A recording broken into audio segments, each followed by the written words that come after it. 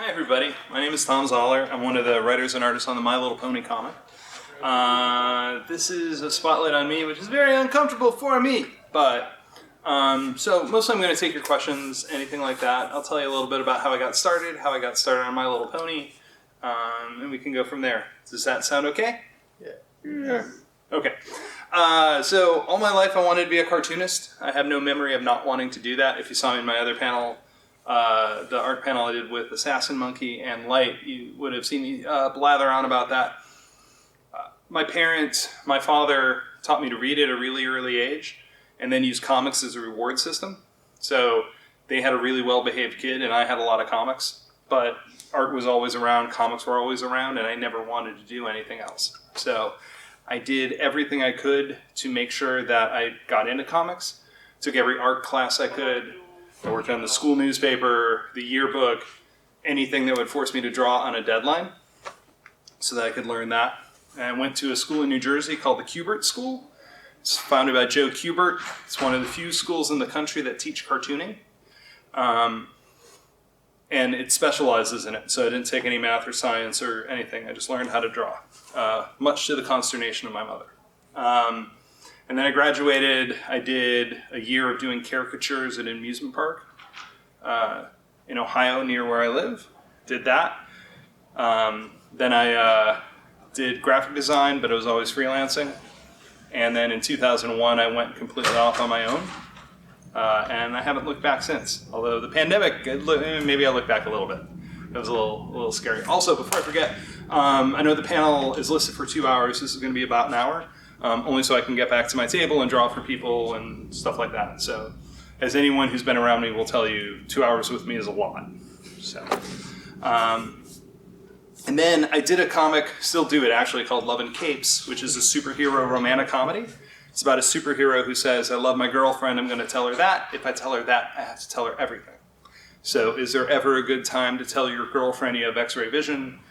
What do you get her for Christmas when she knows you can crush coal into diamonds? Things like that. That did well and was eventually picked up by IDW.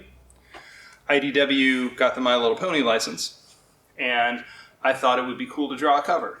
So at San Diego Comic-Con, I got introduced to the editor, and I said, hey, you're IDW. You're going to do like 6 billion covers an issue.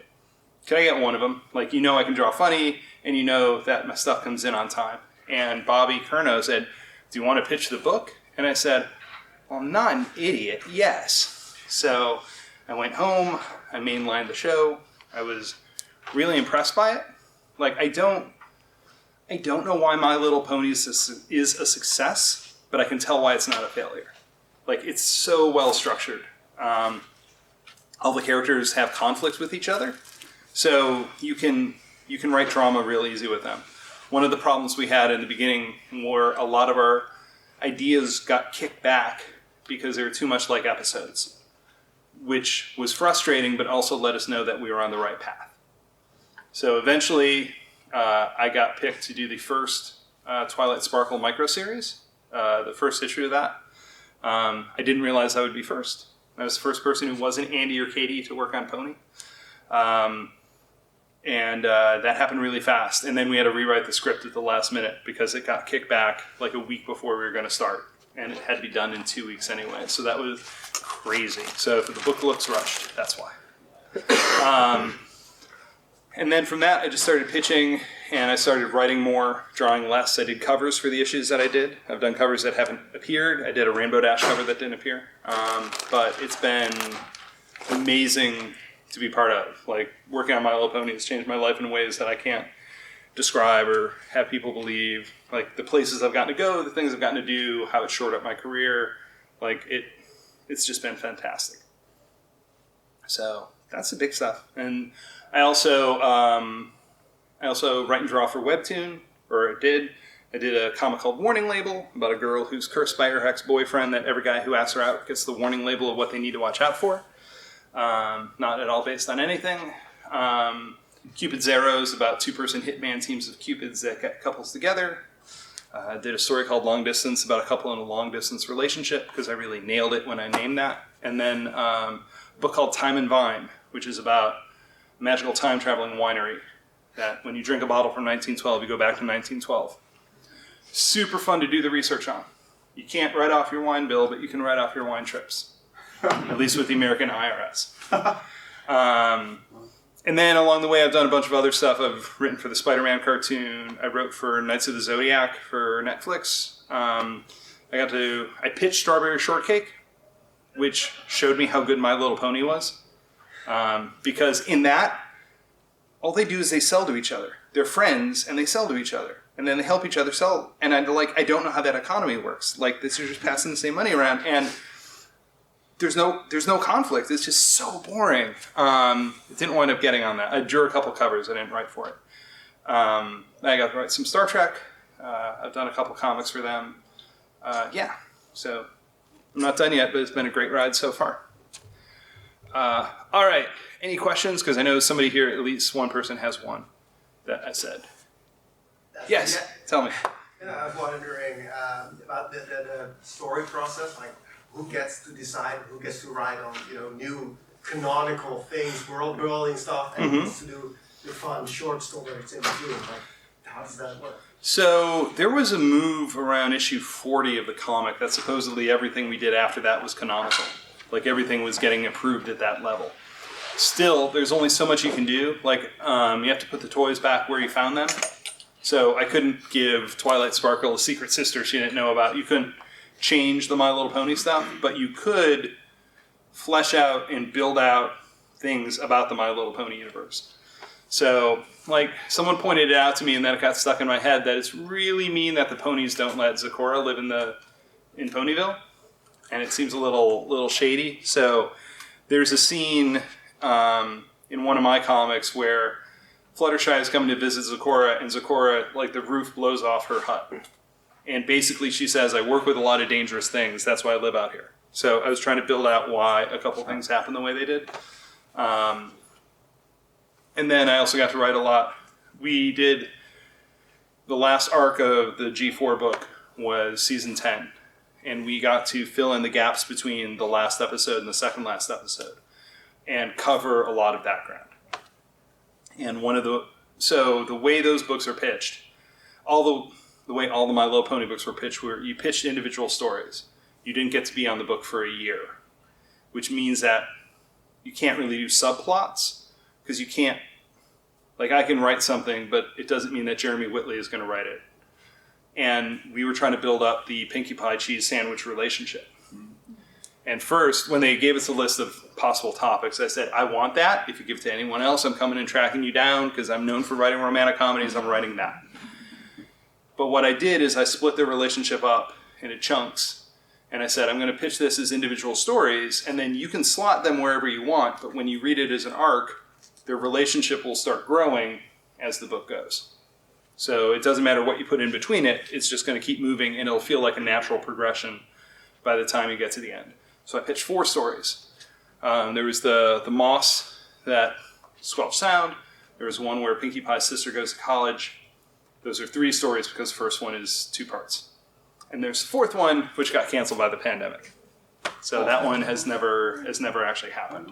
What was it supposed to? So what I was going to do, so there's a lot of, like, it's world building construction kind of stuff, where there are times where I'm writing things that I say, I would like to do this. If you don't want me to do this, because I know I'm making an ask, I can dial it back to this. But I think it would be cool if we did this. I tried to put a wake in one of my stories. It's Pinkie Pie cheese sandwich, where there's a house that becomes alive, and they're in the So the idea is that this house has this family, and then that loves them so much that when the family leaves, the house starts looking for people to fill it with parties, and it tells their life through parties, and they're actually based on friends of mine. So when that friend of mine is one of the readers of my scripts before I send them in, and I thought I changed everything, all the names, because I just had it as Kara Pony, Jake Pony, Zoe Pony, and I didn't change, like, I misspelled something, or I didn't have a space there, so I didn't find it. So Kara texts me and says, what's my daughter's name, one of these ponies? And the best part, because I'm known for writing stories that make people cry, and I love that, in a really, really sick way. I was texting her while I was writing it because I was at a Panera and I'm writing the story. Well, I'm writing the story because, it's 21st century. And I texted her and I said, I've just written the darkest thing I've ever written in My Little Pony. And she said, who did you kill? And I couldn't text back, your husband. Because what it was is you saw them get married, you saw them have a kid, you saw the kid grow up, and then you saw there was a party and the dad wasn't there, and nobody looked quite as happy. And it was just, because my idea was that if the family loved the house, it wouldn't leave it. But the ponies aren't immortal, as far as I know. So at some point, they just wouldn't be there. Like, it wasn't like they were killed or something. It was just like a natural progression of time. Eventually, they leave. And Hasbro caught it, and they said, no, you're not doing Awake in this comic. So with Cheese Sandwich and Pinky, what I wanted to do is you see them get closer and closer. And what was supposed to end was either with a proposal, if they wanted to do that, because I wasn't sure they wanted to, or at the very least, Cheese and Pinky would decide that they were going to live in Ponyville 6 months, and they would be on the road 6 months. So the two of them would be together, but they wouldn't always be in the same place, or they wouldn't always be with the rest of the ponies. And that would also allow the comic to continue, because if one of the other writers needed Pinkie Pie, it would just be during the time she was in Ponyville. But it would be established that she was actually going off with Cheese Sandwich. So I never got to do that one. No. Which would have been... Because we weren't sure if we were going to get anywhere past season 10. So it was always built as, I can get them closer, or I can wrap this up so it's where you want it to be. Like, I can move that chunk around wherever you need it. Just so we can keep doing more stories and not, like, wall it off and run out. So that's what happened with that one. I'm still a little disappointed by it because I really liked writing those. I got to meet Weird Al because of it, which was fantastic. Nice. He's so impossibly nice. I just hate him. No, he's great.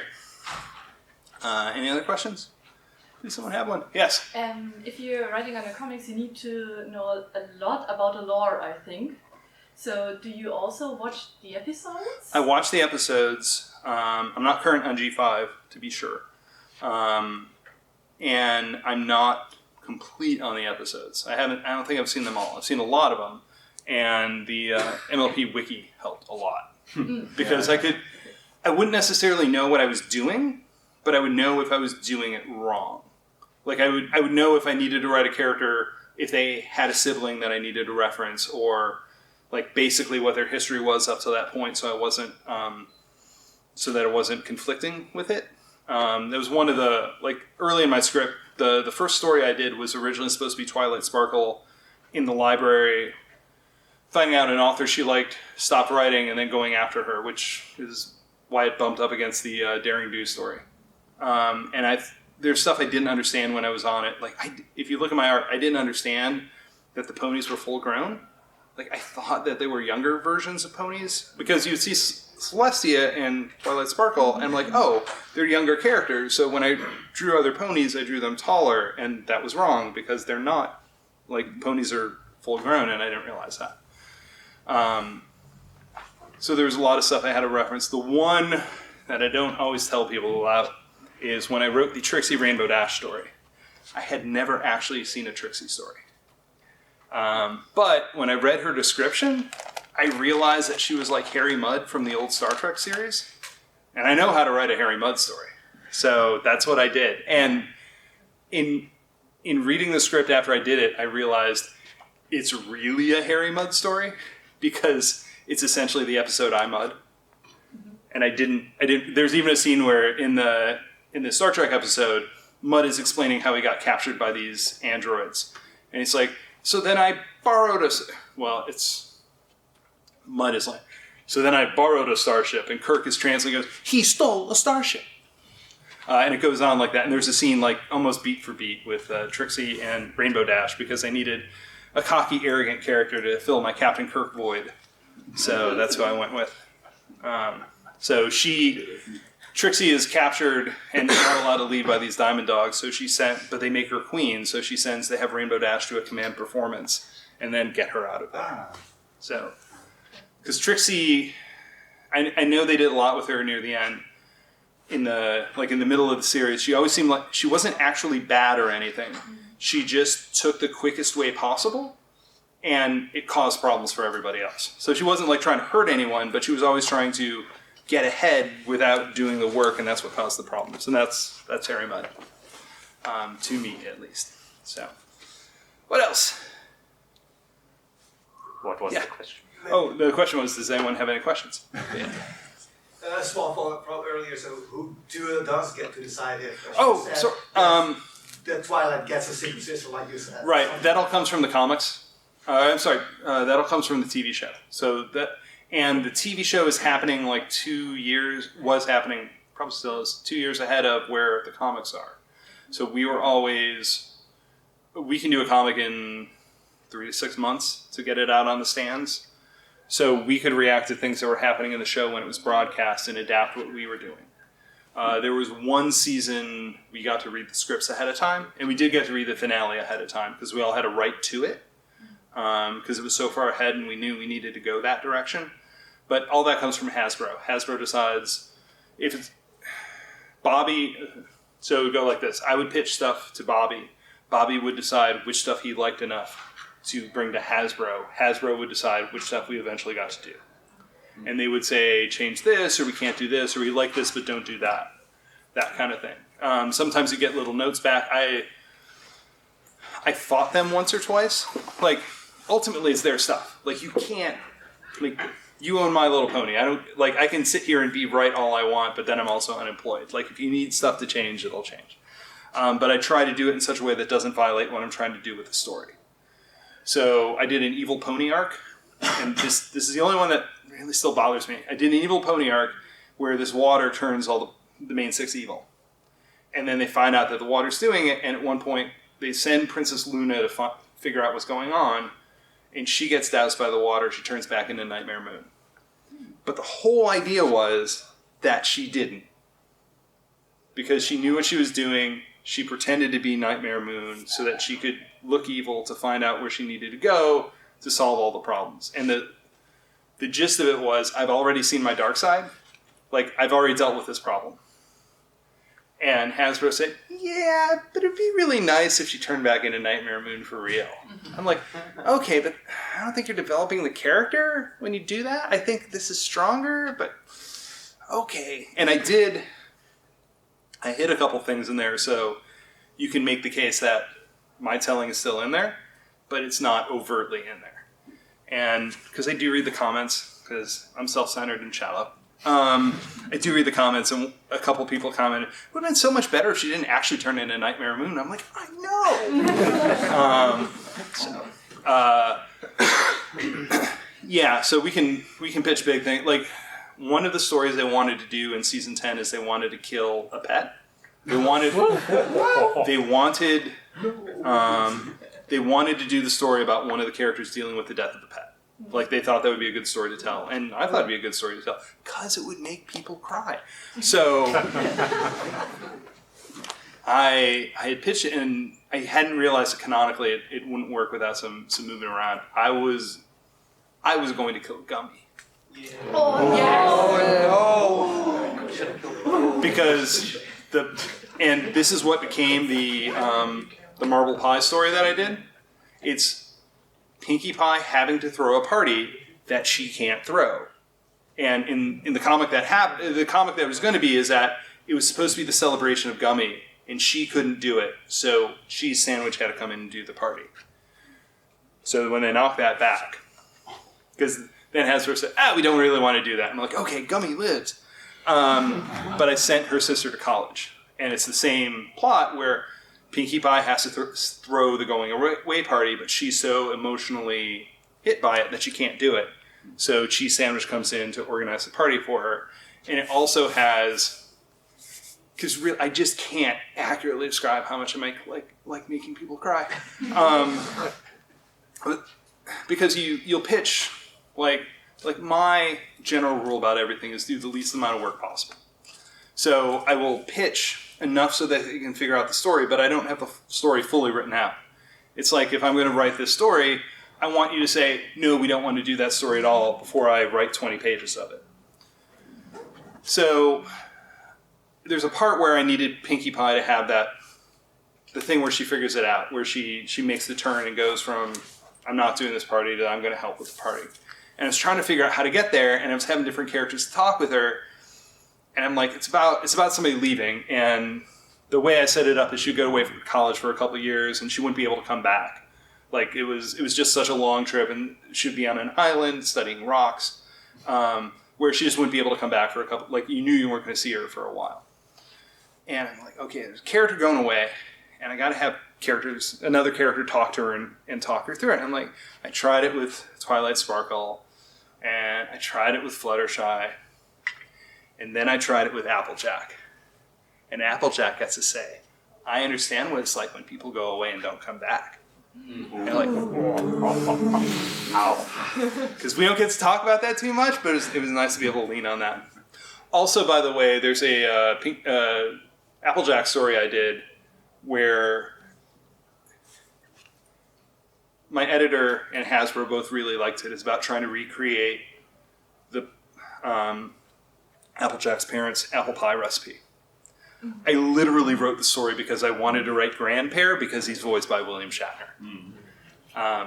But the story's really good too. But I was just trying to write a William Shatner pony. So, anything else? Yes. You said that Hasbro offers some topics like cheese and Pinkie Pie.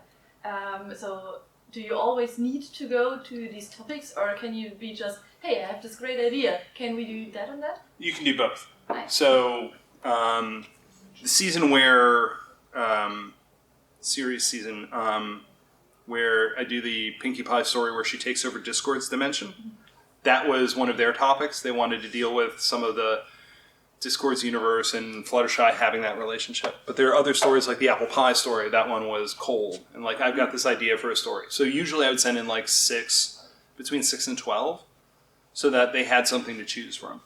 And that way you're still giving them the thing that they're specifically asking for, but you can go off the board and give them something that hopefully will be so cool that they'll say, we want to do it. And I was always kind of surprised which ones they would go for and which ones they wouldn't. There were ones that I thought, oh, this won't totally work now. But the offhanded joke, no, that's the one that becomes something. Which happens a lot in writing. When I was working with Webtoon, they approached me about joining them. Like, Webtoon has 2 levels. One where you post it yourself and you make money through ads, and eventually you can get brought up to the bigger tier. In the bigger tier, you get paid for doing the book or for doing the comic. And it's just it's a more premium contract. But because of meeting the editor at Baltimore, they decided they wanted to bring me in at the top level to start. And so I was just pitching stuff to him, and I pitched 3 that I thought were really good. And I'm like, all right. And I got this idea about this girl with a warning label. And they're like, that's the one we want. I'm like, I'm not ready to write that. And Thom is a really good editor and asks all sorts of great questions like, do we ever get to meet her boyfriend, that cursor? Do people know curses are a thing? I'm like, I don't know. But I'll figure it out. So that's what I did. So yeah, with Pony, I would pitch stuff that sometimes you throw in that one pitch just to fill it out so it looks like you did more work. Like, oh, this one's good enough, but we'll go for it. And that's one they'll go for, and then you got to figure out how to make it work. I did one that was, so my girlfriend is a big Sherlock Holmes fan.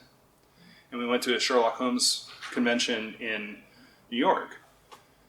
And they always focus on one. I'll remember, I promise. Just so you don't get tired. Okay, good, fine. They focus on one particular Conan Doyle story. And I know Sherlock Holmes, I'm not deep into it. And they were doing this story about Silver Blaze, which is one about a racehorse that disappears. And I'm at the dinner where they're talking about it, and occasionally my mind wanders. And I go, horses? I write about horses. I can make that work. So by the end of it, I figured out how to turn the Conan Doyle story into the Twilight Sparkle story, and it bounced around. Like, I pitched it as Twilight Sparkle. And then it came back, and I'm like, we'd like to use Pinkie Pie. I'm like, okay. So I rewrote it and made it all Pinkie Pie. And then came back, and they're like, oh no, we thought you were right about doing Twilight Sparkle. I'm like, oh. And then the first draft, it's the only script that I went through that many revisions on. The first one was very much the Conan Doyle story. without the murder. That's one of the rules. I can't kill people off. It was very much the Conan Doyle story, but it was so much that they thought it read a little dry. So I moved stuff around. But it also has what I think is the funniest My Little Pony scene that I've written. Because the premise is that instead, since the horses are the main characters, the races involve racing turtles. So Tank gets to go, and they wear these shells so that you can't tell which turtle is which turtle, which is how you do the hiding part of the Sherlock Holmes story. And so they have these turtle races, and they're like, go! And the crowd is going wild, and the announcers are doing everything, and they're moving like 2 inches. And the announcer goes, can you stand the excitement? And Spike is going, I don't understand what's going on. It was fun. That, and it got blown a little bit, but in the story where Flutterbat comes back and the apples become sentient, the monster at the end that they become was supposed to be a person. But Hasbro gets very dicey about whether or not people exist in the My Little Pony, or like humanoids exist. I'm like, well, you got Discord, and you got Tyrek, like they do. But a thing you can't argue with. So I had them become a version of Spike. And at the end, when the good apple takes over the big collective of apples, the joke was really supposed to be when they're trying to figure out if the good apple has won the battle or not. And he has, and the big monster looks at Rainbow Dash and goes, and Rainbow Dash goes, I don't know what that means. Because secretly I think Spike is the most powerful character in My Little Pony because he has thumbs. Yeah. So, which also, by the way, bothers me about the Equestria Girls episode, the first one, because the end, that movie ends with a joke about what are hands. I'm like, but you've met people with hands. Like, they're not foreign. So, that's me. Yes, you had a question. What was the idea you put the most work into it, but that wouldn't be approved by Hasbro? Do you have any favorite idea? I didn't have a lot of work into the last Pinkie. I knew what was going to happen in the last Pinkie Pie cheese sandwich story, but I didn't necessarily have that built out. I did one where Twilight Sparkle and Princess Celestia switch bodies, and that one never happened. Aww. Like I got paid, and I don't know what happened. I think, like weirdly, I might have gotten too political with it. And basically, it was like Celestia had to negotiate a treaty between 2 different people, and I like named them after politicians. But it wasn't like they were having a political argument. It was more like I was just making puns, and then they had to broker an agreement. But it wasn't like they were talking about tax policy or something. It was just like, oh, they're fighting a bit. So I don't know what happened to that one. That's literally the most work because I did the full script, and then it was never published. But it's weird which ones like take a while, which ones don't. They always take a day longer than I think. When I'm breaking down the script, I always think I can write a script. Once it's approved, what I'll do is I'll have like my 3-paragraph description of what the book's supposed to be. And I'll break it down into 20 or 22 slices and say, okay, each one's going to be a chapter, or each one's going to be a page, and then I'll write the page to it. And I think I can do 20 of those a day, and I cannot. I can do 10. And I always fool myself, and like, I'll just go up to Starbucks and write this, and no. Always takes me one day more than I thought. Or Panera. I go to Panera. Yes? Yeah, I always wonder what is the official target audience and what is the, let's say, the audience that you have in mind when writing? That's a good question. So my rule is that I'm writing for the audience that Hasbro wants. Like nothing I do cannot work for like the 6 to 10 group. That thereabouts where they're aiming. None of them will read it. What? I'm afraid none of them will read it. So in like I know lots of first graders who are reading it, and there's a lot of people who buy comics thinking that all comics are for kids. So you get a lot of that pass through. And they're being collected up and going into libraries, so they had to be appropriate. But past that, I could put in any joke that I thought was funny or any concept that I thought was funny or good, as long as it didn't slow the story down. Like if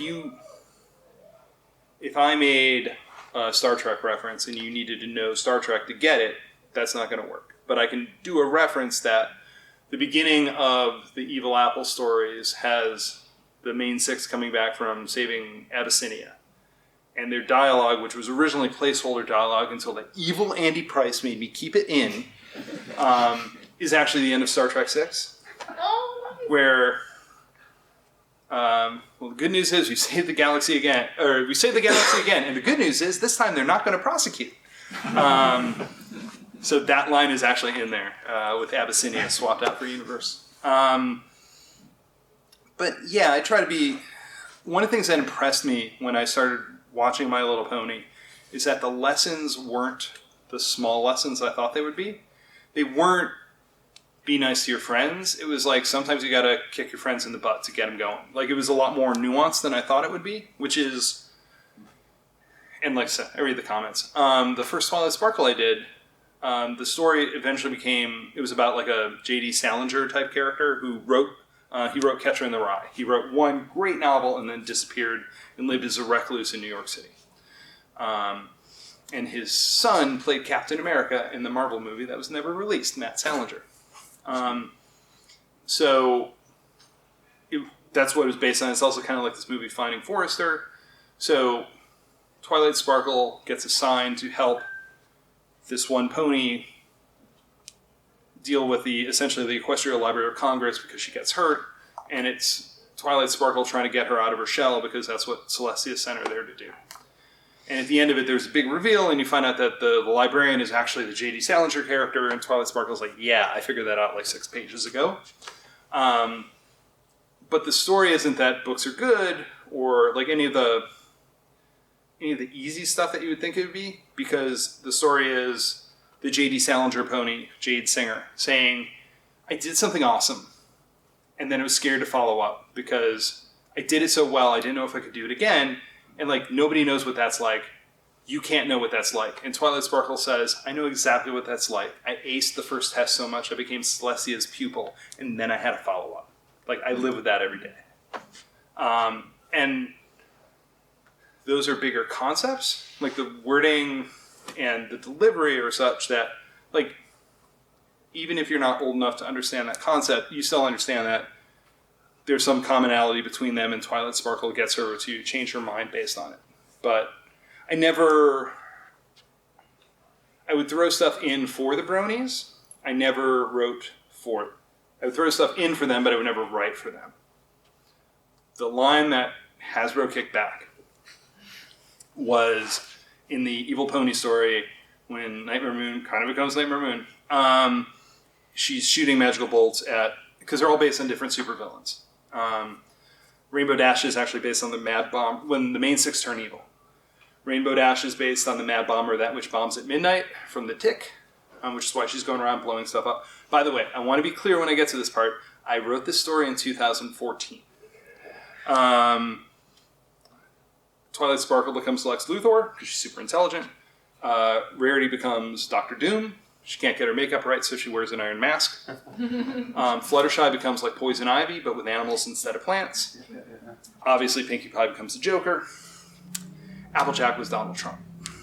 And it was only because they were both orange with yellow swoopy hair. And I was just writing apprentice jokes. And then the guy ran for president. It wasn't my fault.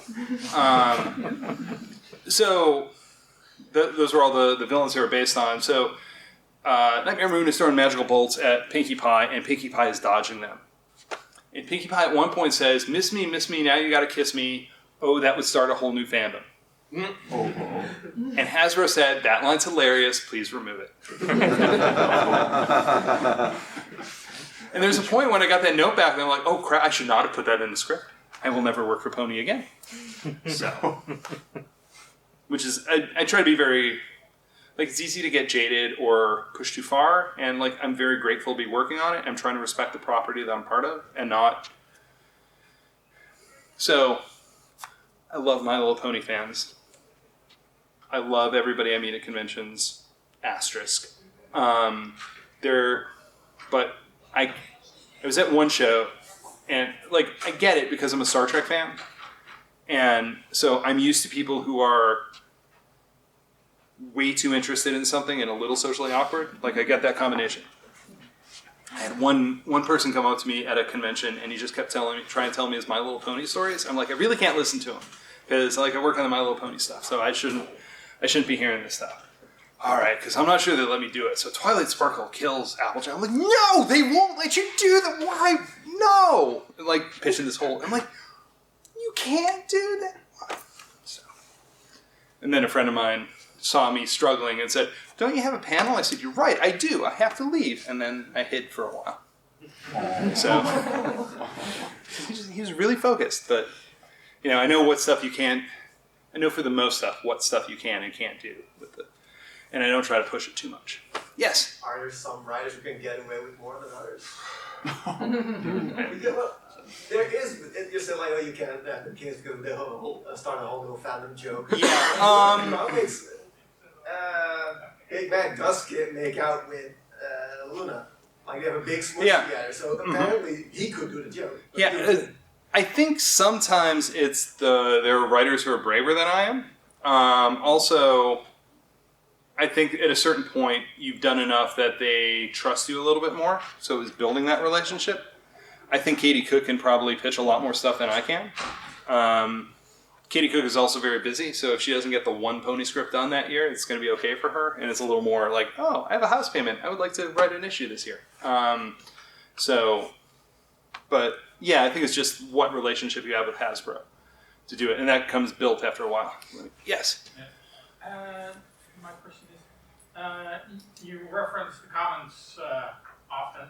Are there any comments you got that made an impression and changed a story or a goal you had in mind, a script you previously had in mind? Not that I can think of. Definitely not on My Little Pony. Because most of the time on Pony, that stuff is already finished by the time that I'm starting, or by the time I'd read anything. And like from doing art, you just start figuring out what comments are helpful and which ones aren't. Like you can tell when people, like, it's almost like saying, oh, you read that wrong.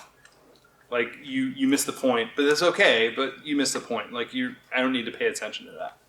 Or you don't like this kind of story, so you're not going to enjoy it enough to embrace it. But when I was doing Warning Label for Webtoon, I would get comments and I would be able to bring those into the next chapter. And mostly it was if there was something I thought I described or said that people didn't get. Like if it was, I thought it was in the text, but enough people missed it, I would call it out the next time and make it clearer and realize that, oh, that's failing on my part. The thing I thought I was saying you didn't hear, that kind of stuff. And sometimes, because you try not to, like, you definitely don't want to get ideas. You don't want people to post story ideas. Those are a problem. If somebody says something like, oh, what would it be like if the Cupids, went to Holland? I'm like, oh, that's the kind of thing you can store in the back of your head and it'll help inform where you're going. But you're using it.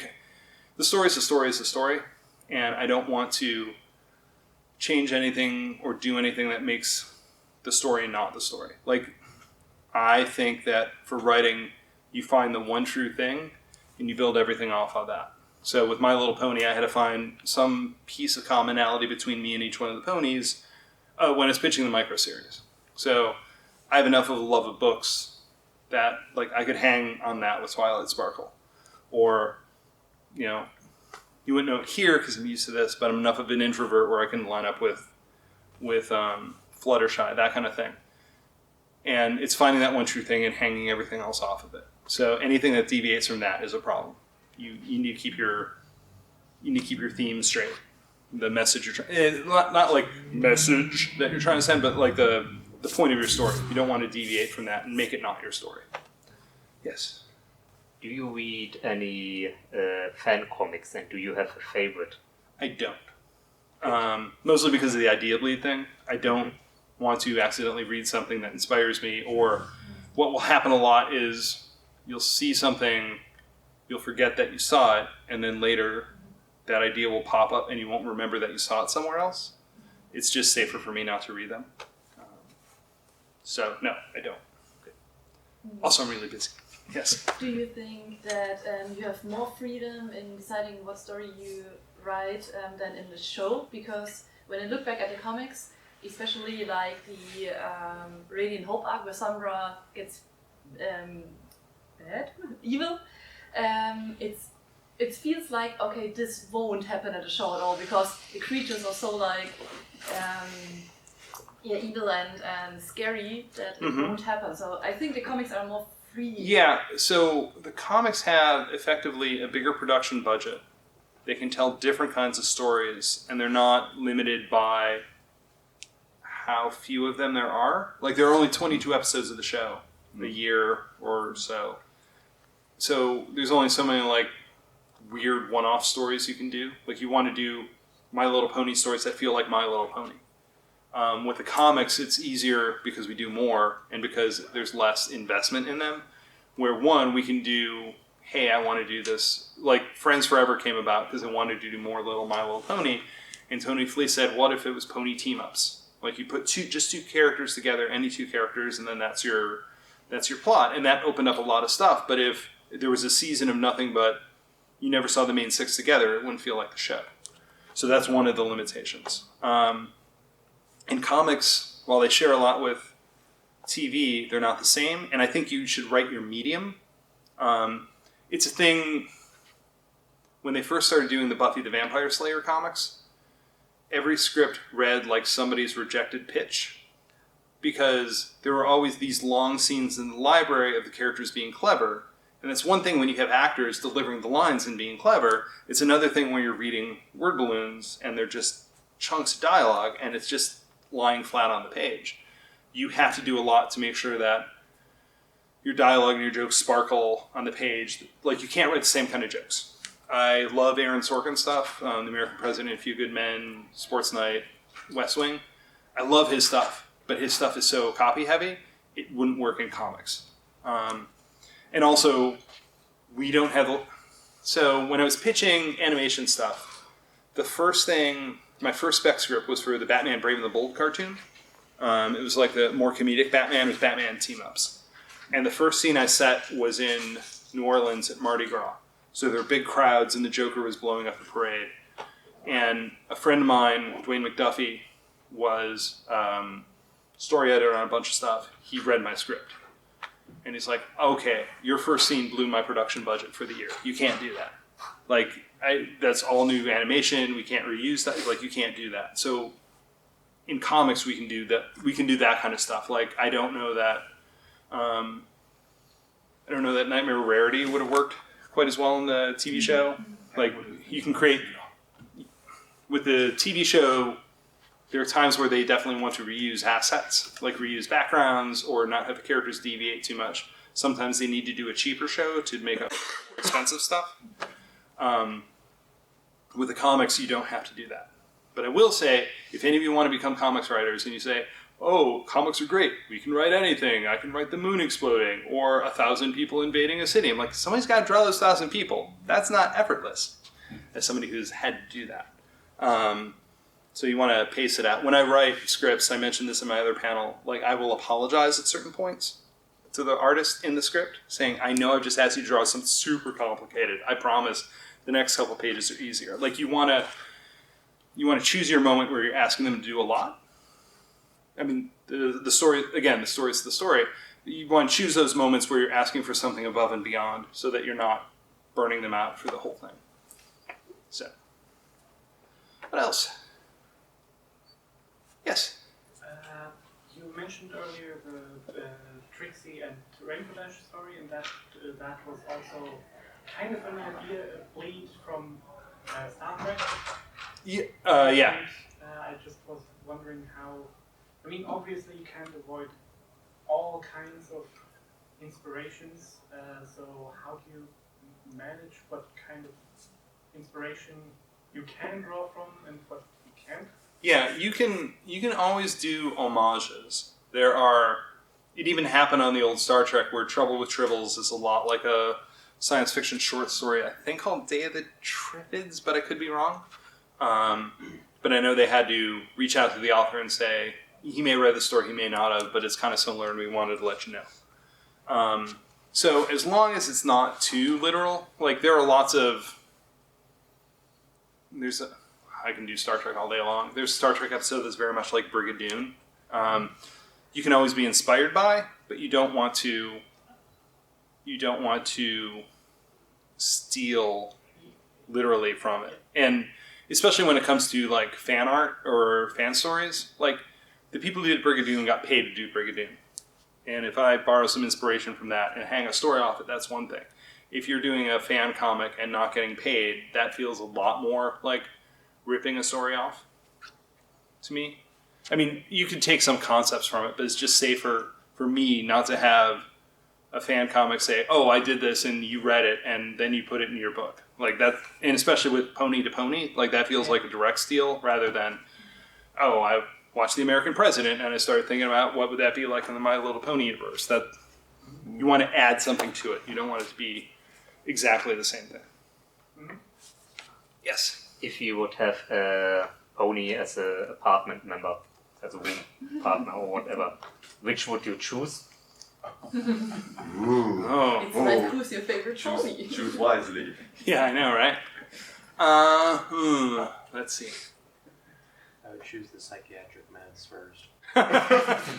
Yeah, there are all sorts of problems that are going to come along with that.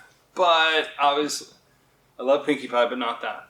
That'd be too much. I feel like Twilight Sparkle would have a lot of rules. There would definitely be a chore board. Let's see.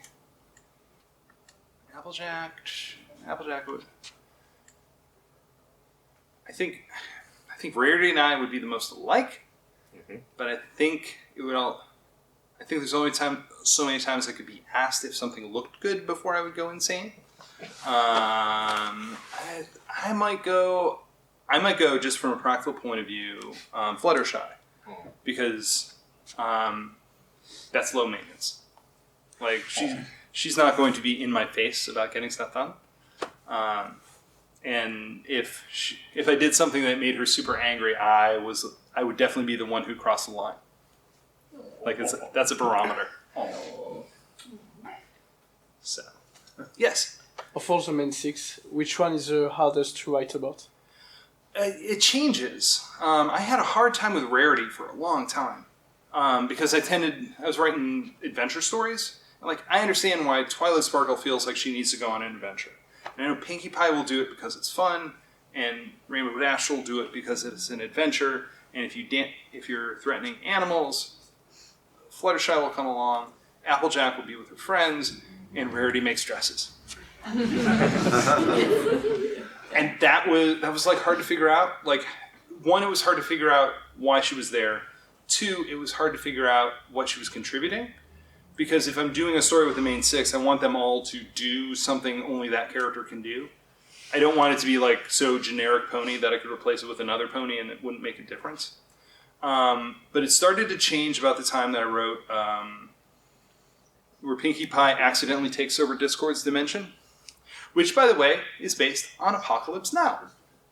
Because Pinkie Pie goes native, and the other ponies literally get in a boat and go upriver to get her.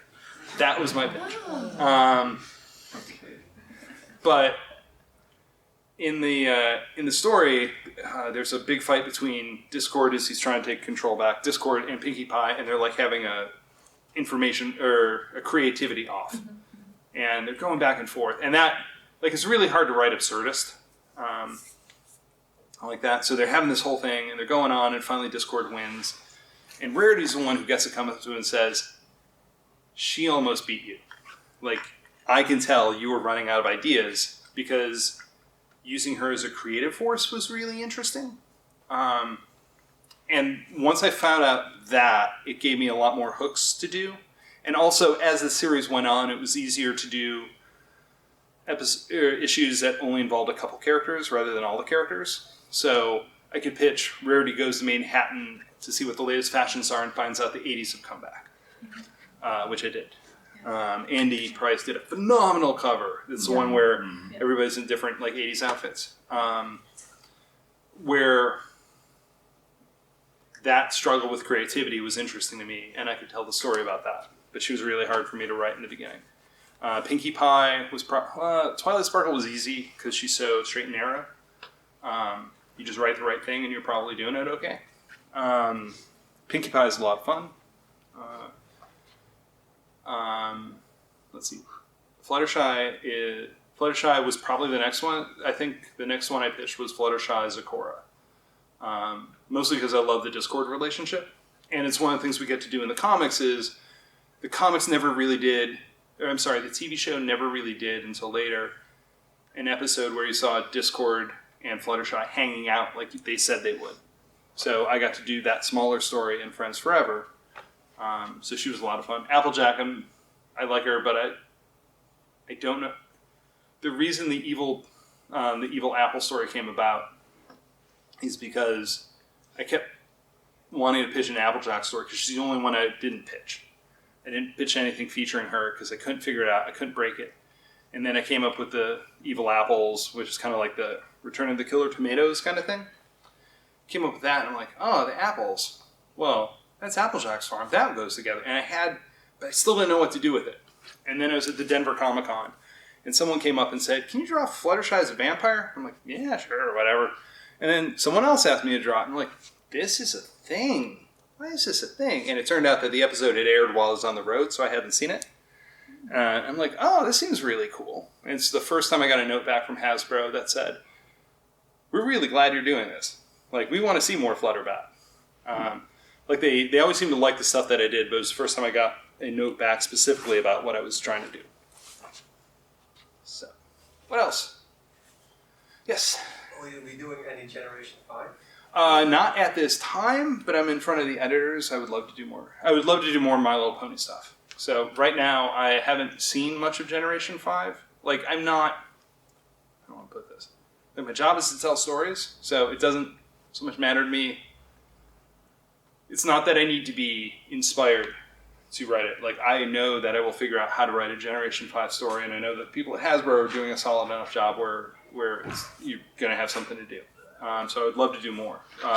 Right now I haven't seen much of it, and that's actually kind of convenient because then I don't have to have an opinion on it. You know, that's supposedly why William Shatner didn't watch Star Trek The Next Generation when it came out. He's like, I don't have to have an opinion. I've never seen it. Except with more pauses. Yes? In 2017, the My Little Pony movie had a bunch of different categories besides ponies. And in My Little Pony episode 8, I think there were also the Currents, for example. What is your opinion about how easy or difficult it is to write about such completely different species in the My Little Pony universe? And do you think that would be something interesting? Oh, it'd definitely be interesting because I like shaking up the concept and the School of Friendship, and like they didn't keep doing the same thing over and over.